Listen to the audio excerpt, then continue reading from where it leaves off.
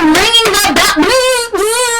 Hello, I'm dying over here. Your sister is about to make a fool out of herself in front of a million people. Tie they laces, cause I think they got laced with that stupid dust. The only valid reason for this hating, if real recognize real, then I'm on the roll. I hope your camera on it, Charlie, cause I'm on the roll. Hello, welcome back to my channel. You're watching Desi J, and I'm coming to you now with another story time. So this is the story of my most embarrassing moment, and I honestly cannot believe that I'm doing this one for YouTube. Oh my god. Alright, so when I was 17, I worked at my uncle's liquor store, and it wasn't an on the books thing. It was pretty off the books, like $50 a week. It's us earning our allowances sort of thing. And I worked with my little cousin Junie. So Junie was about 15, 16 at the time, or whatever. I think I was 19 to be honest. Damn, I was old. No, I think I was like 19 at the time, and she was like 16 because we're a couple years apart. So everything was going good, and a little backstory on me. I suffer from extreme panic attacks, and not a lot of people know, but a lot of times I would be waking up out of my sleep by severe panic. Like, I would wake up out of my sleep in the most panic that you've ever been in your life. Like, I could not breathe. I would jump out of bed not being able to breathe, and I would run around the house like crazy, jumping up and down, just trying to catch a breath. And so I had watched an episode of Teen Wolf, and I saw that the main character had a panic attack, and his best friend gave him an inhaler, and he took a puff of the inhaler, and it all went away. So I was like, what? I need to get me that magical inhaler, because I be dying over here. Nobody can save me. Like, I'm doing jumping jacks 3 a.m. So, you know, I'll be good. Like, that's what I needed. So I went to my doctor, and I told my doctor, I was like, hey, you should give me an inhaler. And he was like, why? You don't have asthma? And I was like, yeah, but I have panic attacks. And then he kind of gave me a look. Like, okay. Like, that's not how you treat panic attacks. And then he wrote me a prescription for an inhaler. And it's like, okay, that's like... At 19, it was lit. Like, yes. Now looking back at it, like, why are you giving me prescribed medication for something I don't even have? Like... And we both know I don't have it. So it was kind of crazy. I used it, and then one day my little cousin Junie had an asthma attack, and I told her, well, I have an inhaler, I don't know if it's gonna work for you. And she said yeah. So I gave her the inhaler, and it did work for her. And at that moment I started realizing, like, whoa, if it make her breathe again, like, this isn't like a fake inhaler that he gave me, because I'm thinking it's a placebo inhaler, I'm just puffing real air. Like, no, it was legit. Like, it was prescribed. Like, oh my god. So that's when I started to realize, okay, this inhaler is medication, serious medication, and I shouldn't, like, abuse it. So I tried to rely less on it. Only when I was having a really, really bad asthma attack and I couldn't, then I went for the inhaler. So one day we're at the store, and me and Junie are working, and I don't know what prompted her asthma attack, but she goes, she cannot breathe. She is having an asthma attack, and it is serious. And we're looking all over, and we're like, girl, where's your inhaler? She can barely breathe, and she's like, short breath, she's trying. I sounded like I was scared, but you know what an asthma attack sounds like. Think more of that. I'm a horrible reenactor. So we're looking everywhere. She's like, it's in my room, it's in my room, it's in my room. And we're like, okay, so Junie, she's gonna kill me for this, but hey, she is not the, like, she's a girl, like, you know, her room is not the cleanest. It's like a little bit messy, so you know that was gonna take a while. And also we were at the store, and the store, like, it wasn't one of those situations like how sometimes in New York you live above the store. Like, no, they live some ways away from the store. So her dad, my uncle, takes off, and he goes to go and get the inhaler. So I live a lot closer than they do. So I was like, okay, while he goes and gets the inhaler, and he still has to, like, go in his daughter's room and then look through all her stuff because she's not even sure where she placed this inhaler. I was like, okay, so how about I just I go to my house. I live like 10 blocks away. I can run to my house and go get my inhaler because I know exactly where I put it. and then I'll come back and I'll give it to you. Like, I'll run back. And she was like, oh, okay, you should do that. So I did leave her alone, which is probably not the best thing to do when someone's like going through a medical thing. But hey, 19, I didn't know any better. So so we agree, and I take off sprinting. I am sprinting down the block. So I get like 9 blocks in, and I swear to God, my big toe touched my block, and I feel this overwhelming urge to pee. Overwhelming urge to pee. Like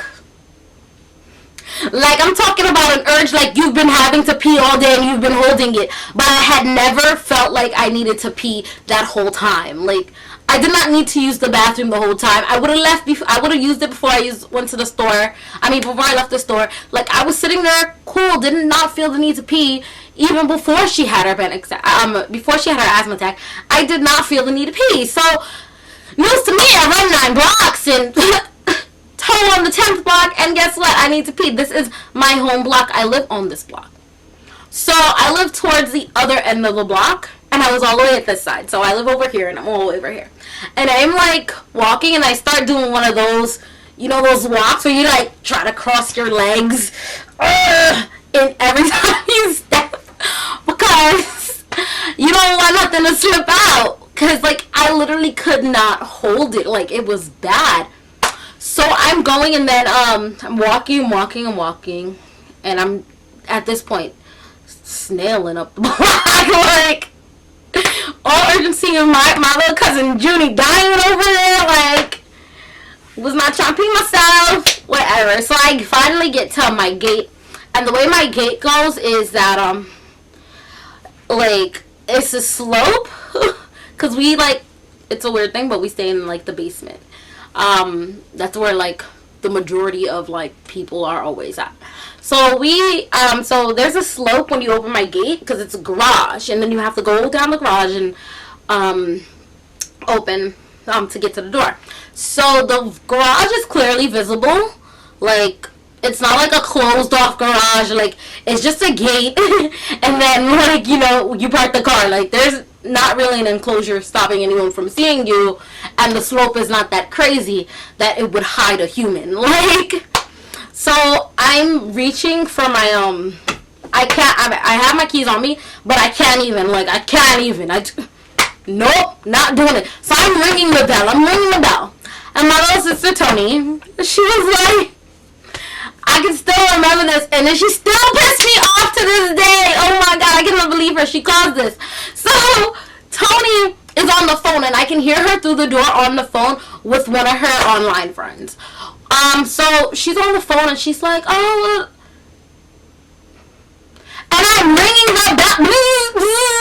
Hello, I'm dying over here. Your sister is about to make a fool out of herself in front of 1 million people. Pay attention. Like, there was no one outside to my knowledge, but hey, whatever. So, I'm ringing the bell. She's like, oh my God, I'm like, God, open it up, banging on the door, like, banging on the door like I'm the police. Like, open the door, like, I'm dying. So, she probably only took like 2-3 minutes to get to the door, but if you ever had to pee, you know that 2 or 3 minutes is a very long time. Like, she's not a real sister.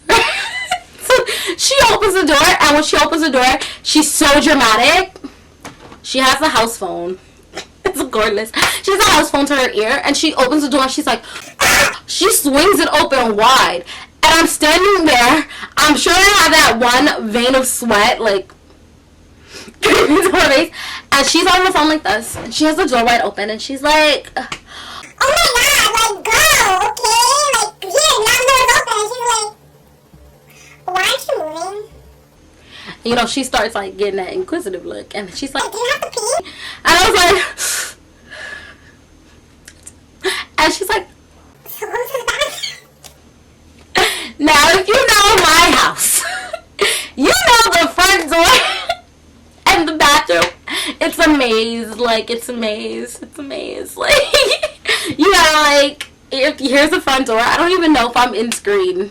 Like, here's the front door, and then you have to like walk through like the area, whatever, the foyer area, whatever you call it. Then you gotta walk through the kitchen. Then you gotta take a left through my dad's studio. Then you have to walk through the laundry room. Then you have to take another left, and then and you see my grandma's room, and then you walk down that hallway, and then on the left is a bathroom. I barely made it down the driveway. Like, at some point, you gotta take your losses. So I'm sitting there, and I'm trying to, at this point, I can't even, like, I'm, like, scooting, like, scooting. Look at the hot mess, I'm sure, and I'm trying to get in. I scoot once, and I feel it. I feel it. It's go time, whether I want it to be or not. And, it's summertime, so wearing shorts. So, slowly but surely, my Desi nectar started coming down my legs. And I'm just there like, and you know, your little sister, I changed her diapers. She's maybe, well, 17. She's like 10 at the time, or whatever. So, she's like 10 or 11. And I'm peeing myself in front of my 10-year-old sister. It's not something that you want to do in your life. Like, it's really just not something you want to do in your life. Like, cool. So, she's like, mind you, she's still on the phone! Like, no one, hang up the phone! You ain't got friends! Like, what are you doing? Making my life worse! That's what she's doing. That's what she's doing. Making my life just a little bit worse. So, she's on the phone, and she's like,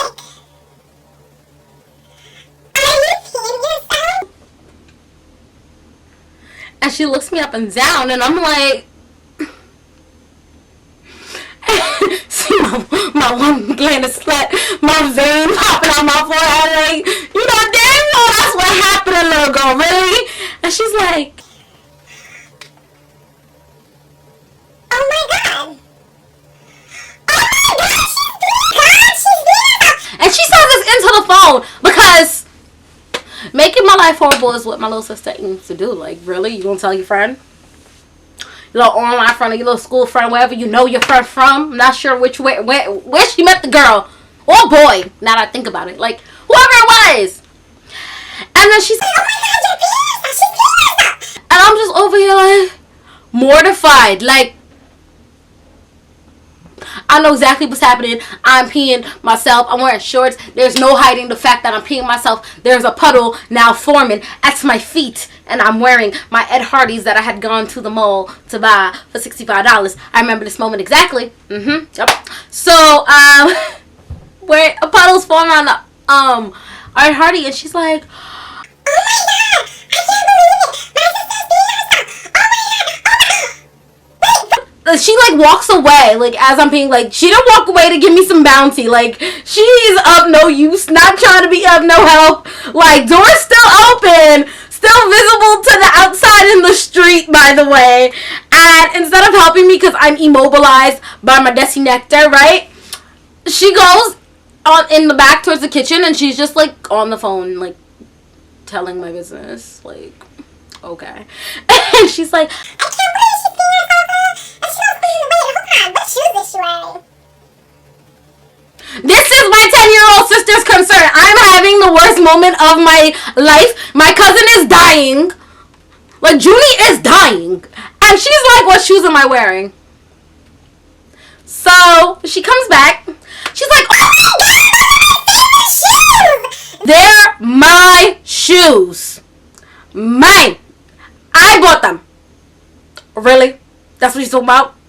So then I have to like, I'm like, ugh, and I get mad because by then, you know, I'm done. But you know, whenever you pee yourself, you pee yourself in slow motion.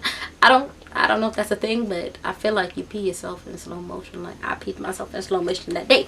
So I get mad and shut the door because this whole time the door was open. Like, really, you couldn't even close the door? Like, you suck. Oh my god, Tony, you suck. So I go get bounty. Then I have to go get cleaned up, change my clothes, then find the inhaler. All the while my cousin is dying. She cannot, it's not funny, but she cannot breathe. And this is what is taking me like long. So I get the inhaler And she's still on the phone, and my sister's still on the phone. She's still talking to her friend, like, oh my god, like, she's like 19, like, why is she being her phone? Like, okay. You ain't nothing. You are nothing but a jive turkey. So, basically, I get this inhaler, and I sprint off to get back, and I do get the inhaler to her before her dad did come back and find the inhaler. And I give her the inhaler. She takes a puff. Everything's fine. Desi saved the day. And literally, I did not tell her that I peed myself because today. But I feel like she didn't ask because she was grateful. But I'm pretty sure, like, if you sent someone somewhere for emergency and they came back in a change of clothes, like, I try to match my outfit the best way I could, but like you know, like, yeah. Had to change my shoes. It was be squishy if I didn't. So you know, she knew I changed a little bit, but she didn't ask about it. So I love about Junie. She mind her business. All right, I saved your life. Mind your business. That's pretty much it. Other than the fact that when her father did come back, we found out like her father had his chain snatched. Whole different story. Whole nother time. We'll talk about it later. This is your girl Desi J, and I am signing off, and you'll see me later.